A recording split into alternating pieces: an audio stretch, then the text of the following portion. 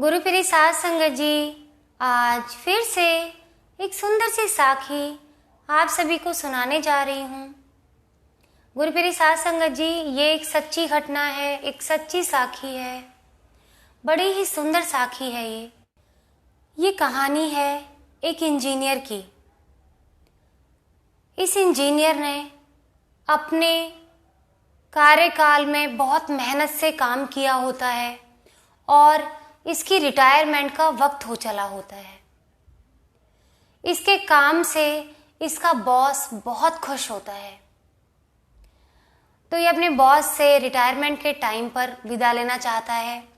Boss से कहता है कि सर, अब मैं रिटायर हो चुका हूँ और बस अब चैन और सुकून से अपने घर वालों के साथ समय बिताना चाहता हूँ, क्योंकि जितने साल मैंने काम किया मैं उतने साल अपने घर वालों को वक्त नहीं दे पाया, अपने बच्चों को, अपनी बीवी को समय नहीं दे पाया। बस अब मैं चैन से अपनी ज़िंदगी जीना चाहता हूँ, यहाँ से कहीं दूर जाना चाहता हूँ। तो बॉस, जो इंजीनियर साहब के जो बॉस हैं, वो उनसे कहते हैं, जाने से पहले इंजीनियर साहब को अपने केबिन में बुलाकर कहते हैं कि तुम चले जाना, बस तुम्हारे काम से मैं बहुत खुश हूँ, तो इसीलिए तुम्हें एक प्रोजेक्ट सौंप रहा हूँ। बहुत ज़रूरी प्रोजेक्ट है, तुम्हारे अलावा मुझे किसी पर भरोसा नहीं है जो इस प्रोजेक्ट को कंप्लीट कर सके या अच्छे से ईमानदारी से कर सके। तुम काम में बहुत अच्छे हो, तुमने जितने साल मेरी कंपनी में काम किया, बहुत मेहनत ईमानदारी से और बहुत लगन के साथ किया, तो मुझे सिर्फ तुम पर भरोसा है कि तुम इस काम को अच्छे से सिर्फ तुम ही कर सकते हो, एक परफेक्शन के साथ तुम ही कर सकते हो। गुरु प्रिय साध संगत जी, इंजीनियर काफ़ी थक चुका होता है अपनी ज़िंदगी से, ये भागदौड़ वाली लाइफ से। तो वो अपने बॉस से कहता है कि बॉस प्लीज़ मुझे माफ़ कर दें, मैं ये काम नहीं कर पाऊँगा, आप किसी और को ये काम दे दें।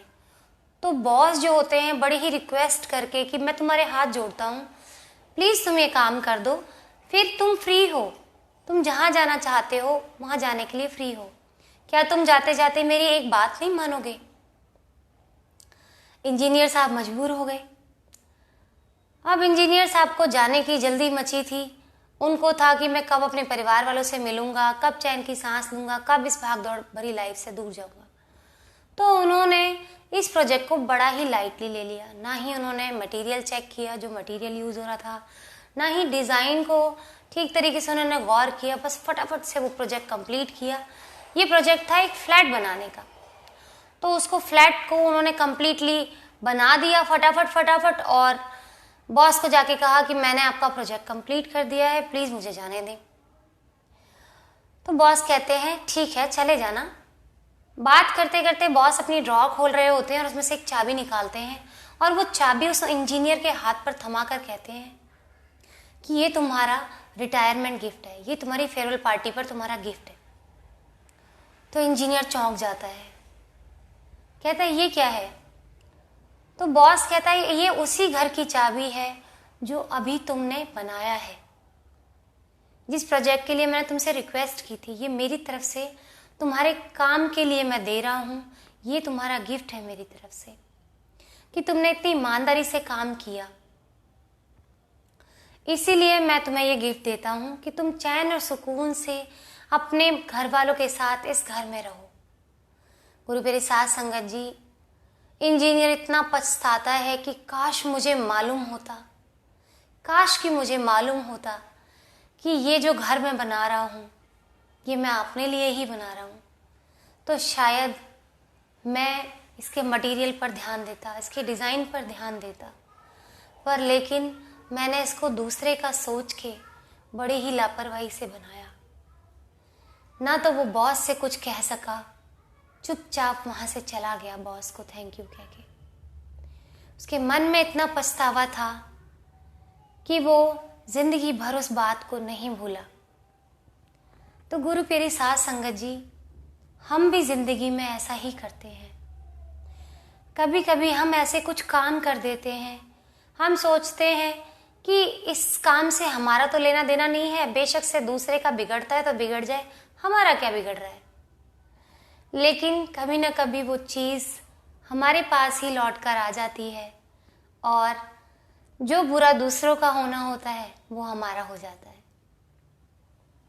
इस कहानी से एक शिक्षा और मिलती है गुरु प्यारी साध संगत जी, कि जिंदगी भर हमने अपना यूं ही व्यर्थ समय गंवाया। जब अंतिम समय आया तब हमें याद आता है कि काश हमने अपना बीता हुआ समय बर्बाद ना किया होता, सिमरन कर लिया होता। अंत समय में हम सोचते हैं कि सिमरन कर लें, जब सिमरन की 2 घड़ियां भी नहीं बची होती हमारे पास। परमात्मा को हम वादा करके तो आते हैं कि हम वहां जाके मेहनत करेंगे, पर गुरु प्यारी साध संगत जी हम भूल जाते हैं यहाँ आके।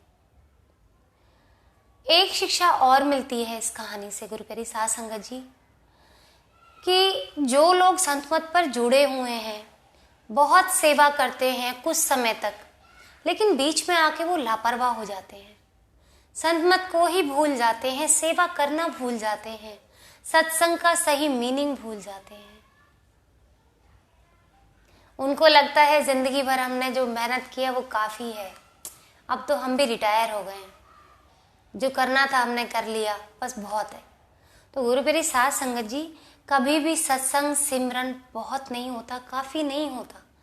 जितना करो उतना कम होता है। जैसे उसने अपनी ईमानदारी में लापरवाही दिखाई, कुछ लोग ऐसा ही परमात्मा का नाम लेने में भी करते हैं। सोचते हैं हमने तो इतने टाइम ले लिया, बस बहुत हो गया, इतने टाइम मंदिर चले गए, इतने टाइम गुरुद्वारे चले गए, माथा टेका है, बहुत हो गया।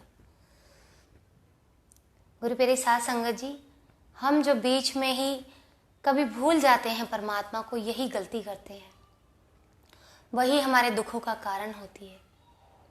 तो गुरु प्यारी साध संगत जी, हमें उस इंजीनियर की तरह नहीं करना है। पहली बात तो किसी का बुरा नहीं करना है, क्योंकि लौट कर आप तक ही आएगा, तो सोच समझ कर अपने कर्म करें।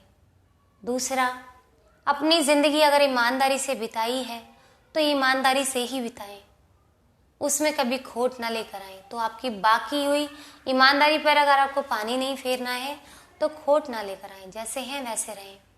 और बुरे लोग जो लोग बुरा करते हैं, उनसे मेरी गुजारिश है हाथ जोड़ के, कि आप थोड़ा सा सोच कर देखें एक बार कि वो जो चीज़ आप दूसरों के साथ कर रहे हैं, एक बार आपके साथ हो तो कैसा लगेगा। वही चीज़ सोचकर अपने कर्मों को संभाल कर रखें।